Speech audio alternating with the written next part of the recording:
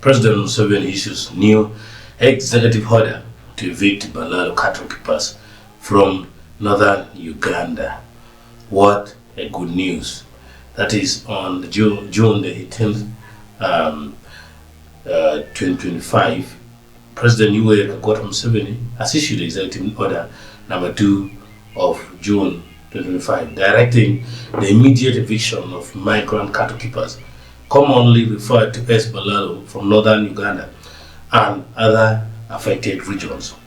This new directive builds upon Executive Order number 3 of May 2023, which also sought to remove unregulated cattle herders whose presence has been a source of growing land disputes, environmental degradations, and community tension. The order was officially communicated through Major General Felix Busizori, commander of the UPDF 4th Infantry Division. He stated on the 17th that President Museveni had reached the decision after recognizing the impossibility of achieving peaceful coexistence between the Balaalo and indigenous communities due to these factors. The first one, unfenced grazing land. The second one, lack of permanent water sources on Balaalo farms. The third one is disagreements over land tenure system among locals. Then the fourth one is obstruction of traditional access routes to water and fishing grounds, which he described as both criminal and unjust. In a quote, there can be no harmony where the land system is chaotic and access to natural resources is blocked, said Major General Busizori. Eviction timeline and implementation. The eviction operation will last 65 days, beginning with a 1-week sensitization campaign aimed at encouraging voluntary departure. Any herders who refuse to leave by June 25, 2025 will face forceful removal, with priority given to those accused of indiscipline and those occupying government-owned land.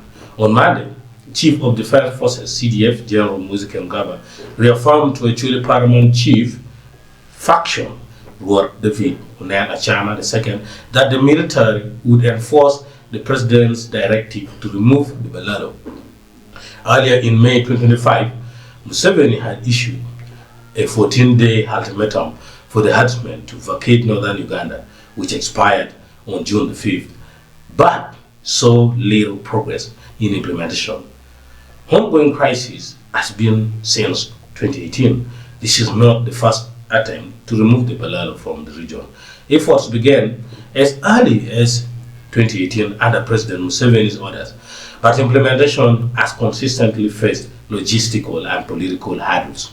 Current figures from the office of the Prime Minister reveal that over 700 herders are grazing more than 92,000 head of cattle in the Acholi sub-region, exacerbating tensions over land use, water rights, and cultural identity. The new executive order signals a renewed government commitment to resolving a crisis that has long frustrated local leaders and communities in Acholi.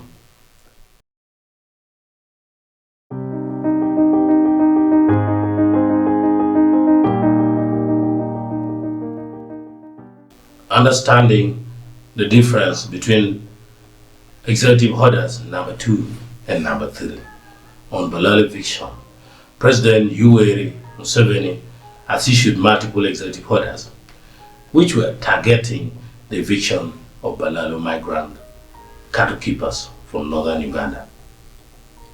Among these executive orders, number 2 and number 3 are the most widely discussed. While they both addresses the same issue, there are key differences in their content, timing, and approach. Market, content, timing, and approach.